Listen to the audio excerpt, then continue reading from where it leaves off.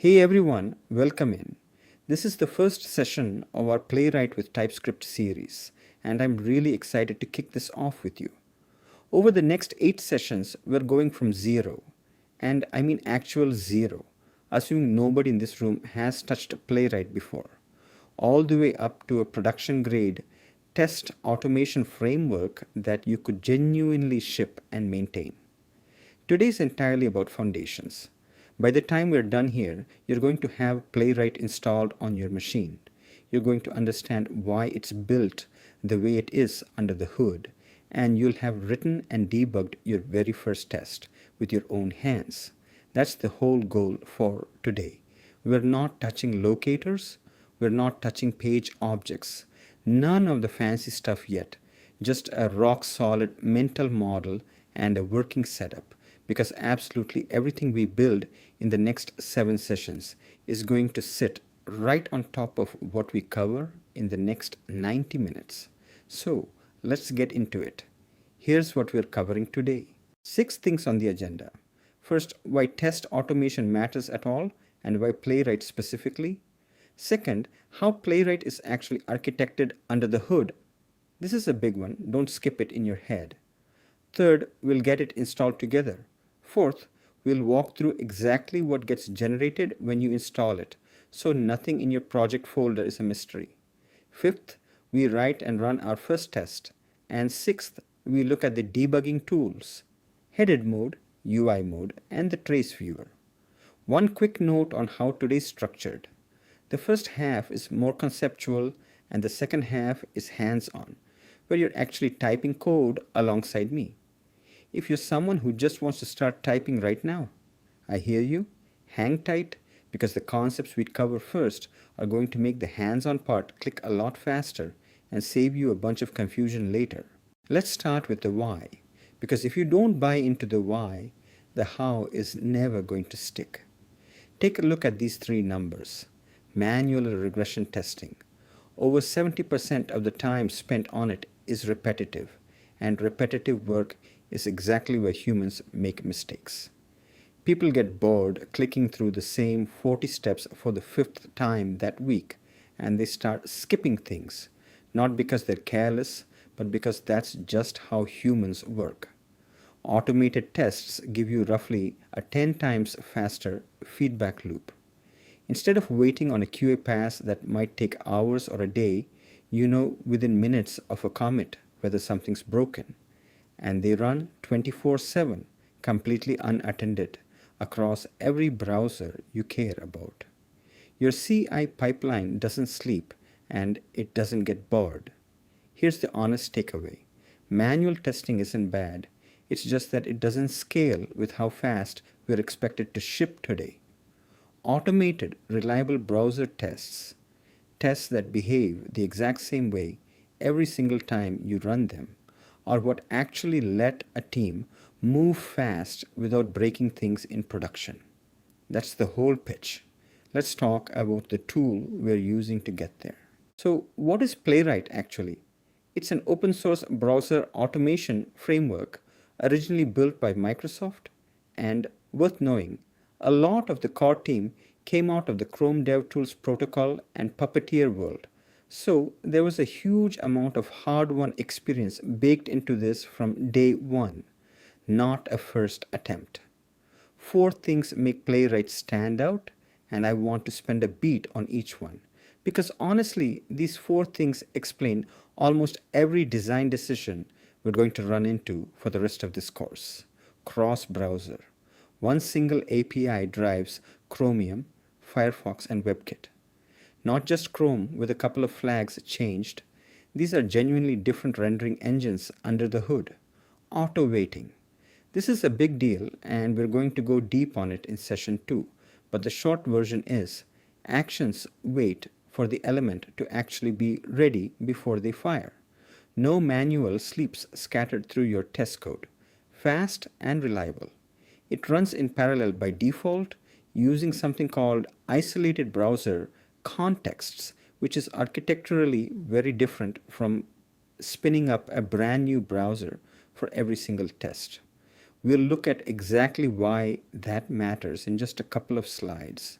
and rich tooling, trace viewer, code generation, UI mode, all of this ships built in, not something you have to go bolt on separately.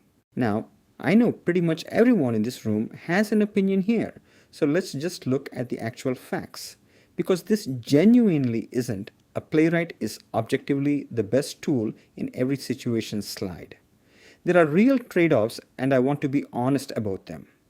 On cross-browser support, Playwright covers all three major engines. Selenium's browser support is actually the broadest of the three, historically.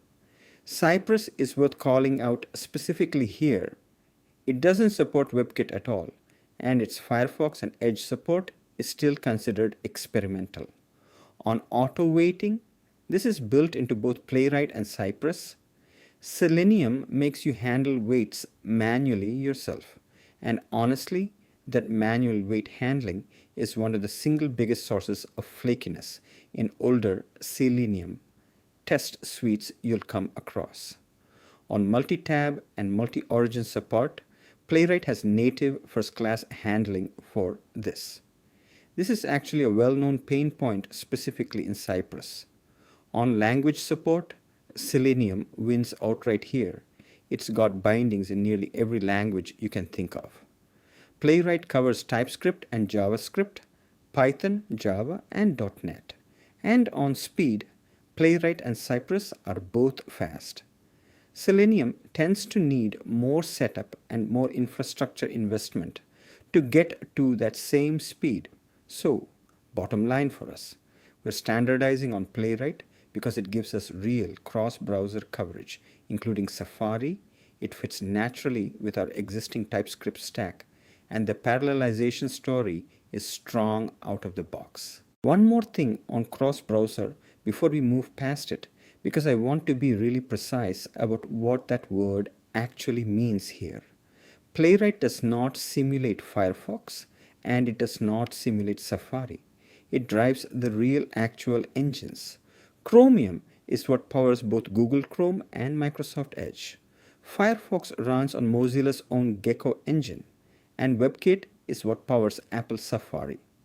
Why does this actually matter in practice? Because it works fine in Chrome, has burned literally every one of us at some point, right up until a customer reports a broken layout on Safari that nobody caught. Real engines mean what you're testing is exactly what your users are actually experiencing, not just an approximation of it. Okay? This next one is the single most important slide in this entire session, so I want everyone to really lock this in because it's going to explain almost every debugging question you're going to have for the rest of this course. At the very top, we've got the browser. That's one instance per engine. So one Chromium process, one Firefox process, one WebKit process if you happen to be running all three at once. Inside that browser, we have a browser context. Think of this like an incognito window in your regular browser.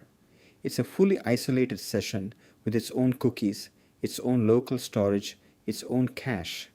And here's the critical part.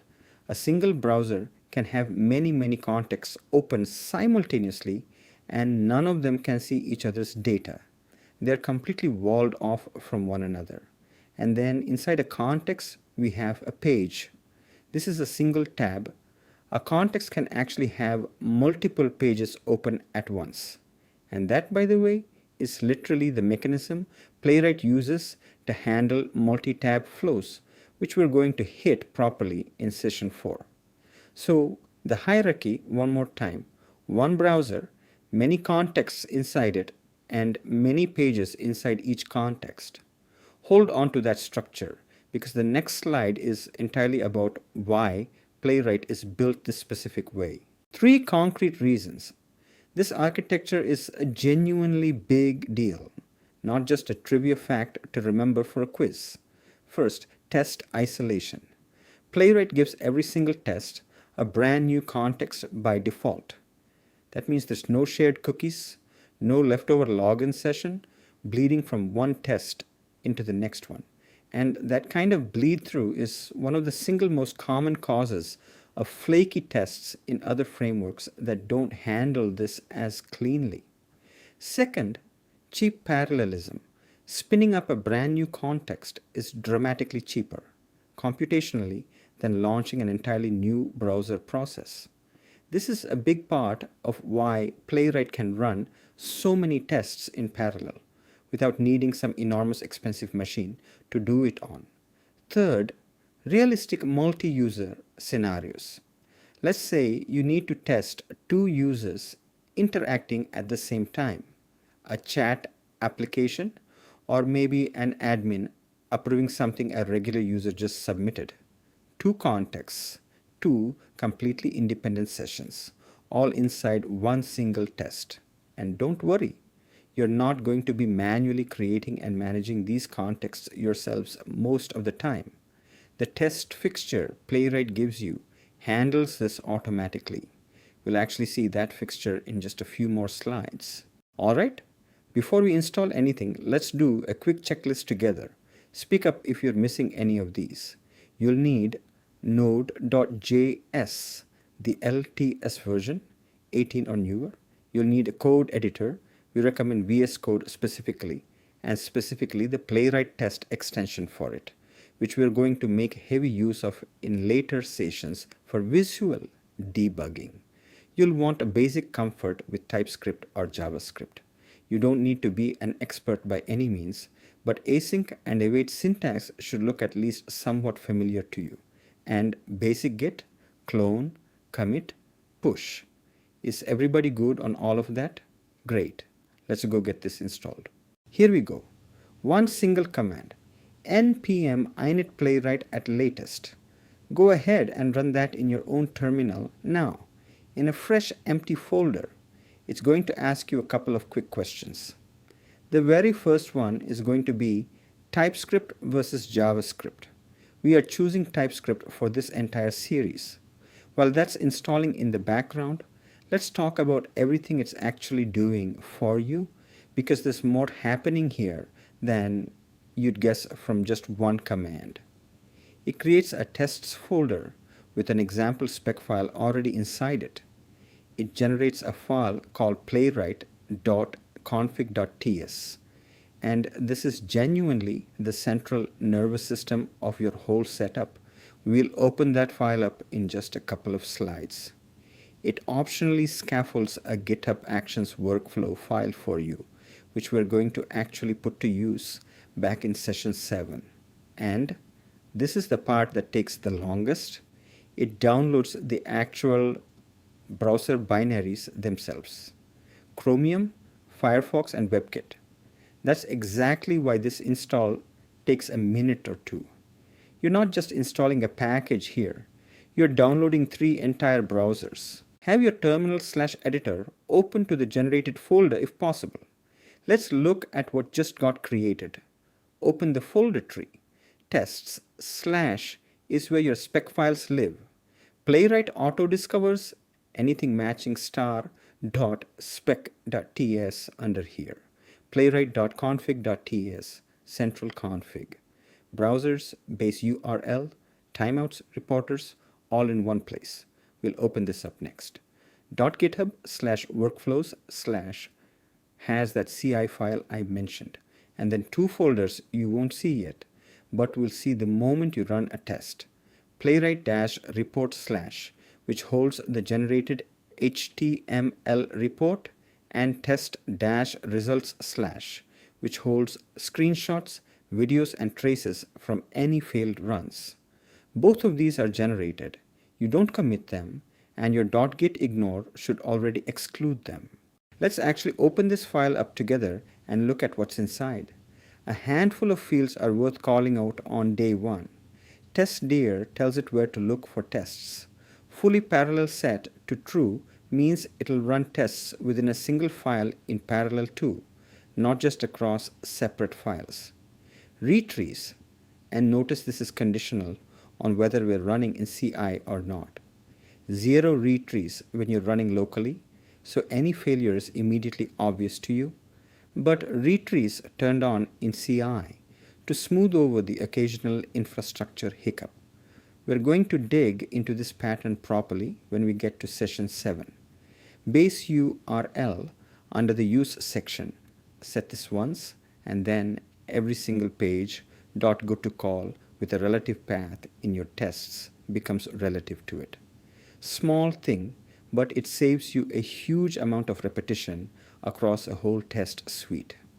Trace set to on first retry. This means a trace file, which we're going to look at near the end of today, only gets recorded if a test fails and then gets retried. That's a really good default because you get rich debugging informations exactly when you actually need it, without paying the cost of recording a trace for every single passing test. And finally, projects. This is how one config file can define multiple browser targets at once. We'll lean on this heavily in session 7 when we talk about running the exact same suite across Chromium, Firefox, and WebKit simultaneously. Alright, let's actually write a real test together. It's only 6 lines of code. Import test and expect from @playwright/test. Then we declare our test. We'll call it homepage has correct title. It's an async function that receives page as a parameter. Inside it, we await page.goto, pointing at playwright.dev, and then we await expect of page dot to have title, matching the pattern playwright. Go ahead and save that as tests/example.spec.ts. That's it. That's a complete real working test. Let's break down exactly what each piece of it is doing before we run it. 4 pieces here, and by the end of today, I want every one of you to be able to name these without looking at a slide. Test name function. This declares the test case itself. And a quick tip, the name should describe behavior, not implementation. Homepage has correct title is good. Test one is not. Curly brace page, this is what's called a fixture. Playwright automatically hands your test a fresh, fully isolated page.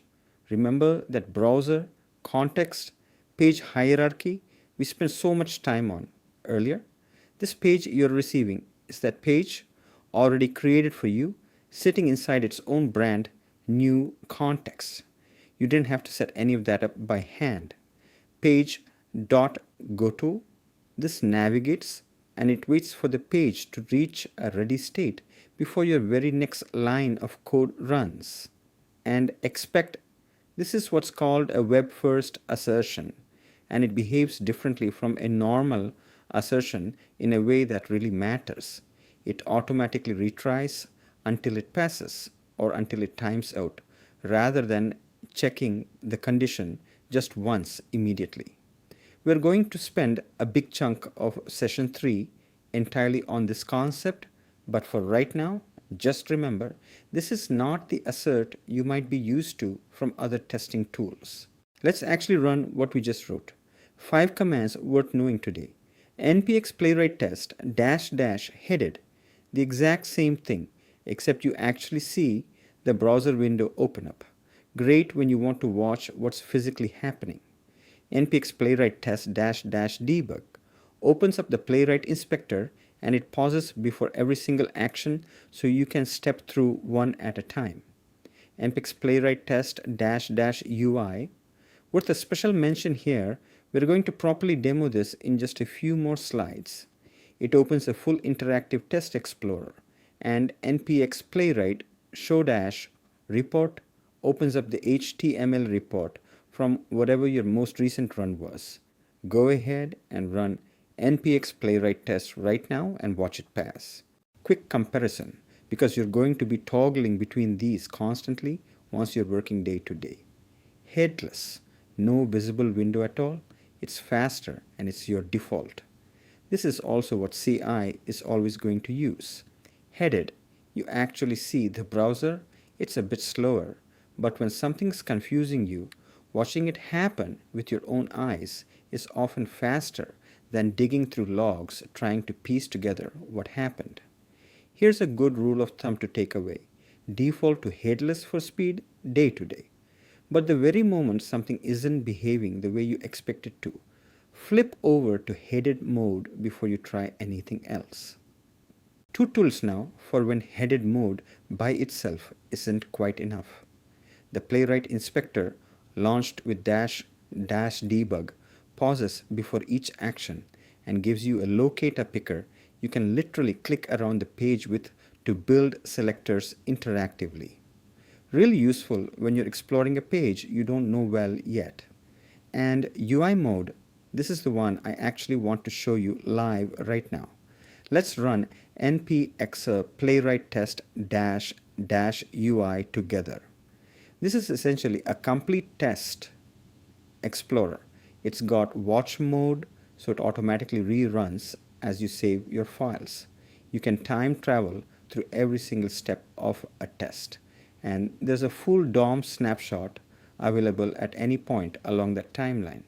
Honestly, once people get comfortable working inside UI mode, it tends to become the default way most of the team debugs on a day-to-day basis. Last debugging tool for today, and it's the one you'll reach for constantly once your suite is actually running in CI, because out there you can't just sit and watch it happen live the way we've been doing today.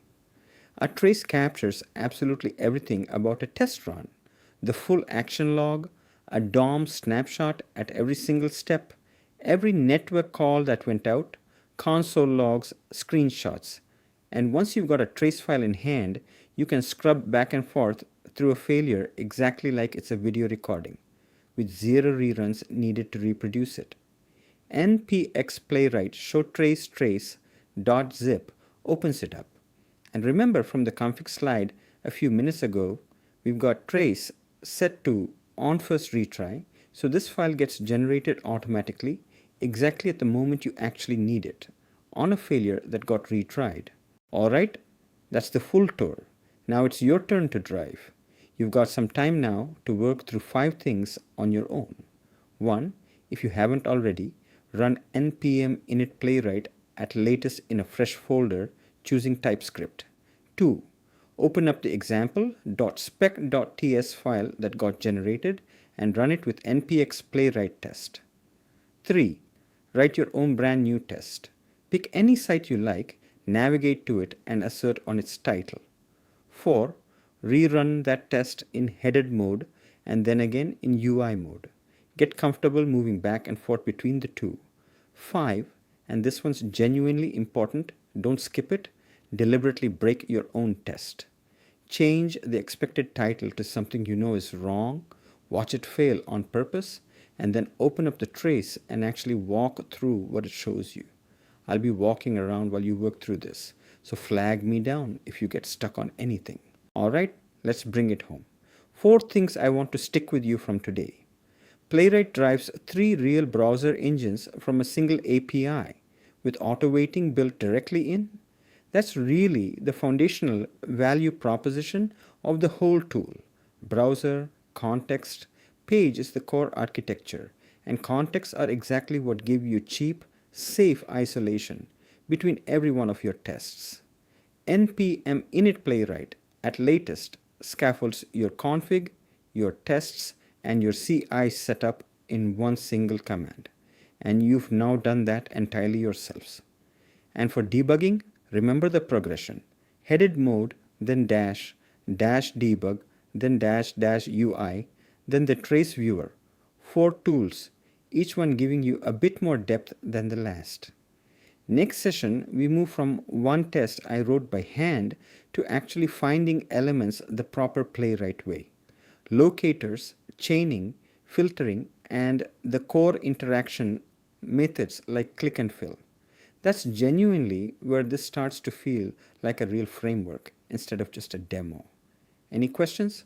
Please post in comment section.